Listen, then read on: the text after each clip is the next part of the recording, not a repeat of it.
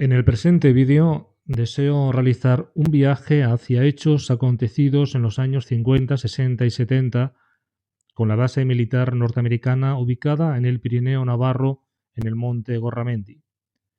¿Dónde estaba? ¿Cómo era?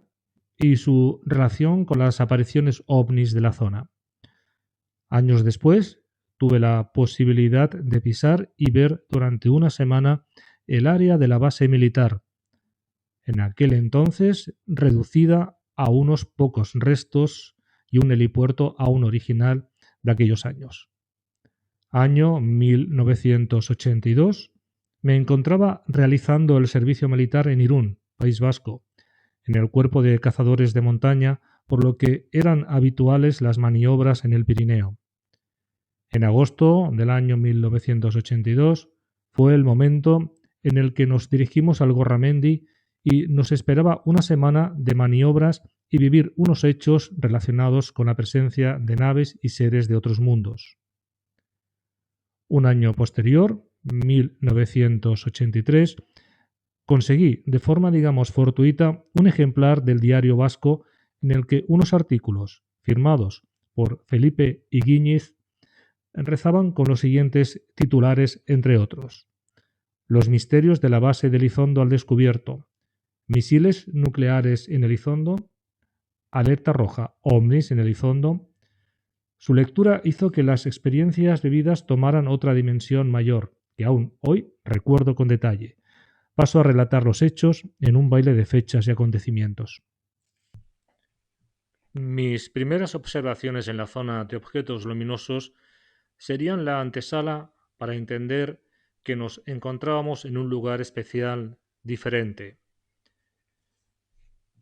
Sábado 21 de agosto del año 82 a las 23:30 horas. Mientras realizaba una guardia nocturna, un objeto luminoso de color naranja aparecía sobrevolando la cima del monte Gorramendi, Pirineo navarro. La compañía descansaba en tiendas de campaña en una explanada donde décadas atrás, como había comentado, se construyó una base militar norteamericana conjunta con militares de España. Solamente quedaban restos de cascotes, de muros, derruidos y, como había comentado, un pequeño helipuerto distinguible claramente todavía. La noche estaba despejada, el cielo lucía estrellado. El objeto luminoso tomaba dirección hacia el asentamiento. Con movimiento lento, el objeto se distinguía claramente hasta que inició un cambio de dirección, ascendiendo hasta desaparecer. El domingo, día 22, día siguiente, una segunda observación en la misma zona, en el Valle de Maya, Collado Inzulegui. Eran las 5:40 de la madrugada. Me encontraba de patrulla cuando de nuevo, en un cielo despejado, aparece un objeto luminoso en una trayectoria horizontal. Cambia de rumbo, ascendiendo hasta desaparecer. Al instante vuelve a descender, realizando otra trayectoria horizontal. Otra vez cambia de rumbo, ascendiendo hasta desaparecer, pero esta vez de forma definitiva. Esto era el preludio de otro acontecimiento que pocos días después iba a involucrar a varios militares. Fue un jueves, día 26 de agosto del año 82. Pero ¿qué sucedió en esa zona en los años 50, 60 y 70 cuando estaba activa la base militar de Estados Unidos en Elizondo? En la primavera del año 83 conseguí un artículo del Diario Vasco firmado por el periodista Felipe Igíñiz. Los misterios de la base de Elizondo al descubierto. Alerta roja, ovnis en Elizondo. Nos ponemos en situación y en la época repasando parte de ese artículo. Voy a realizar un salto en el tiempo, con la intención de resaltar la importancia del lugar donde nos encontrábamos. Para ello, me voy a referir a parte de los artículos publicados en el Diario Vasco. Publica: todo empezó una mañana de 1954. Desde entonces, y durante 20 años, la cumbre del Gorramendi fue objeto de especulaciones y miradas. ¿Para qué servían aquellas enormes antenas? que ocultaban los edificios de hormigón cuyo acceso estaba vetado al común de los mortales? Durante esos 20 años, los americanos de la base W6, como se llamaba oficialmente, convivieron con las gentes del Bidasoa, en especial con los vecinos de Elizondo y de Irún. Al principio aparecieron como aterrizados. Otra buena mañana, en 1974, todo desapareció. Las instalaciones fueron dinamitadas y solo ingentes restos de cemento y acero dan una idea de aquella extraña ocupación del monte.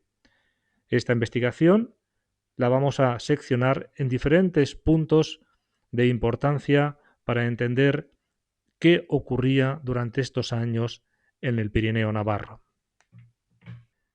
En uno de los artículos, titulado Alerta roja ovnis en Elizondo, decía lo siguiente: la base instalada en el monte Gorramendi, a unos 25 kilómetros de Elizondo, estaba estructurada en diversos escalones.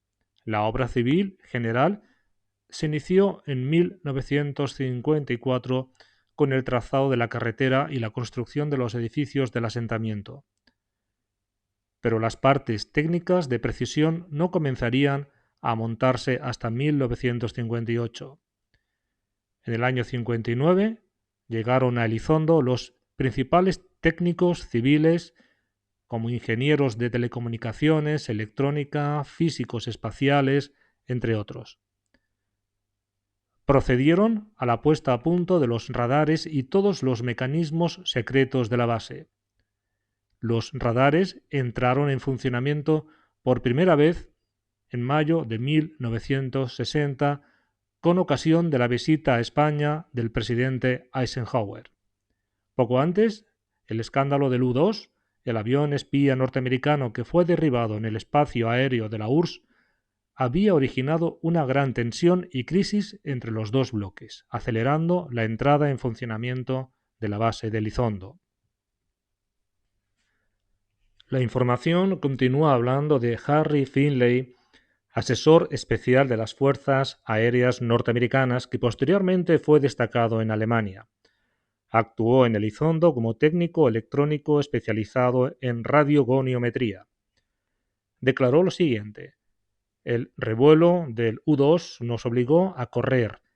Se precipitaron los acontecimientos y obligó a extremar la seguridad. Era como si estuviésemos en compartimentos estancos. Cada uno de nosotros solo tenía acceso a una zona determinada de la base, de manera que lo único que conocíamos de forma correcta era nuestra área específica. Por otra parte, los traslados de personal de una base a otra eran muy frecuentes.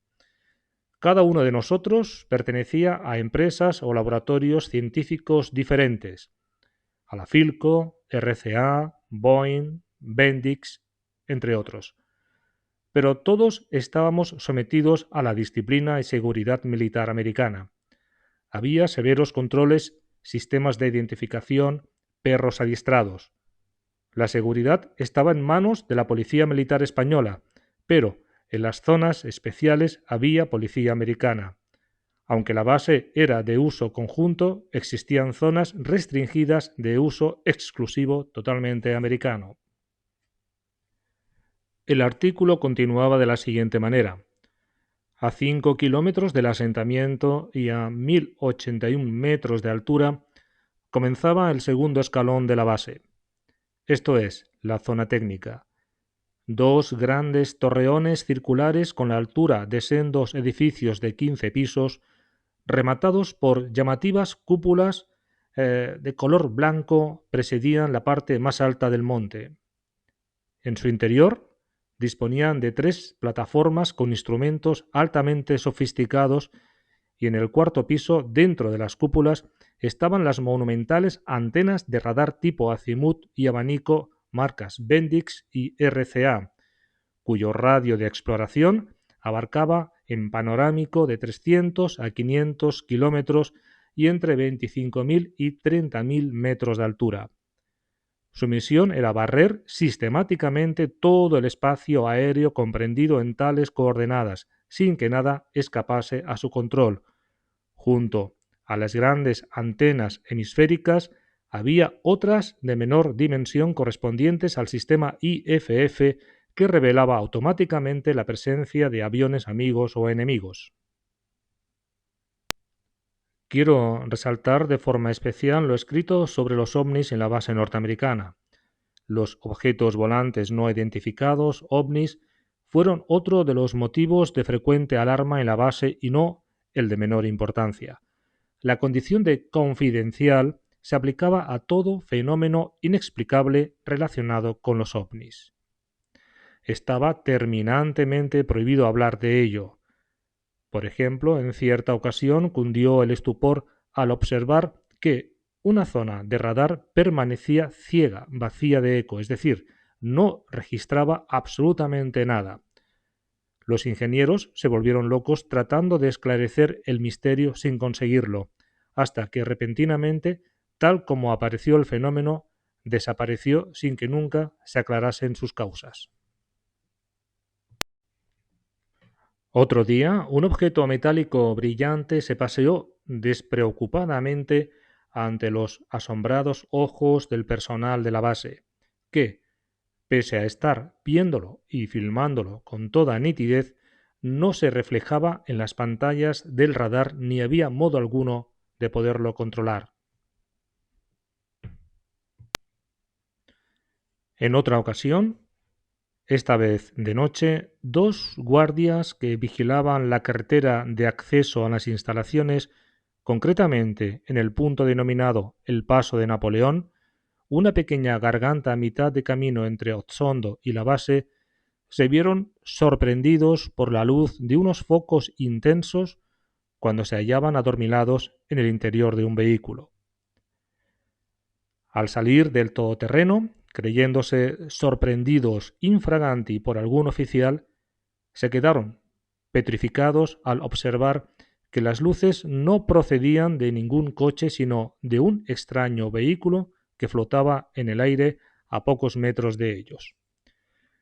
Los guardias huyeron despavoridos hacia la base perseguidos por el singular artefacto que al llegar al puesto de guardia dio un giro de 90 grados y se perdió en la inmensidad del espacio negro.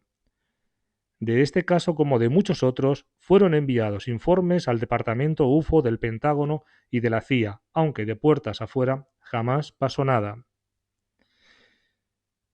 Voy a contemplar hasta aquí las reseñas del extenso artículo publicado en el Diario Vasco, para cambiar de experiencias, pero no de escenario, y entrar en un relato vivido en primera persona.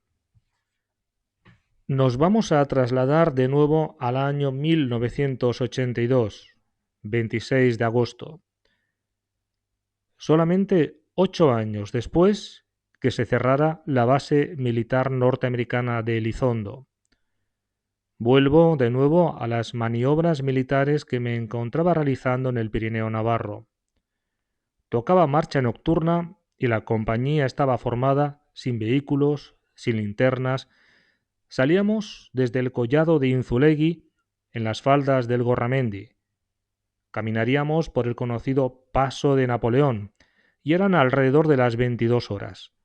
Estábamos a punto de salir cuando se acercaron dos tenientes que ya conocían mi interés por los ovnis y expresaban su deseo de que esta noche hubiera una aparición ovni.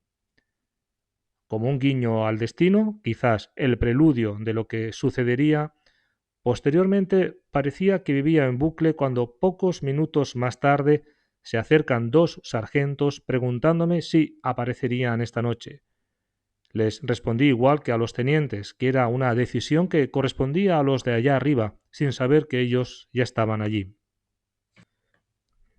Posteriormente, entre las 24:30 horas y la 1 de la noche, salía un todoterreno desde el campamento base con un grupo integrado por un brigada, un cabo primero, un escolta, un soldado de suministros, más el conductor, con el objetivo de hacernos llegar provisiones en un punto establecido del Pirineo entre las 2 y las 3 de la madrugada.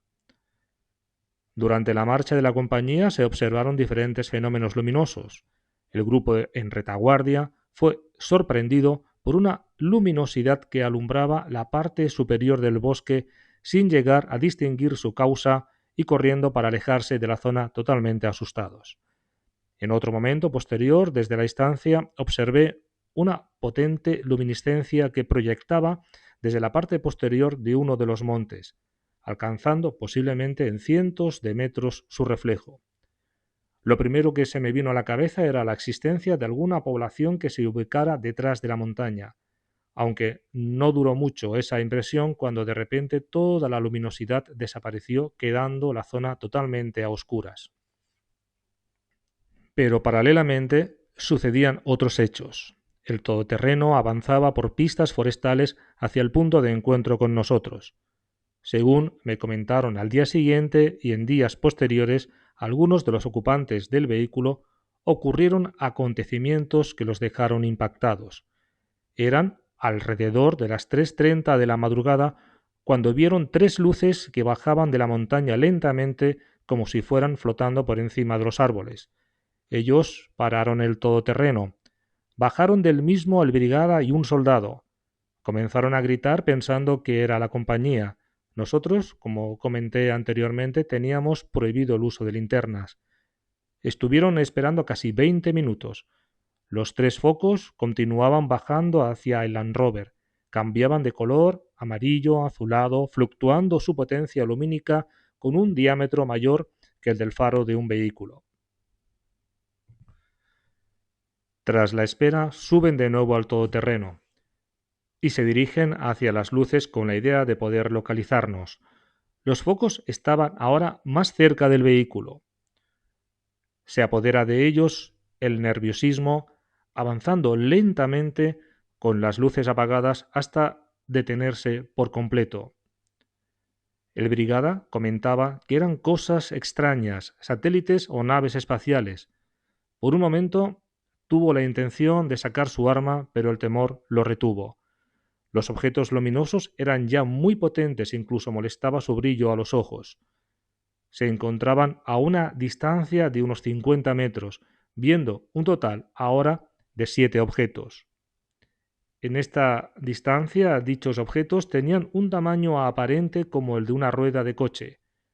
Lo iluminaban todo como si fuera de día, tanto a ellos como a los alrededores. Comentaban, se veían las hierbas moverse.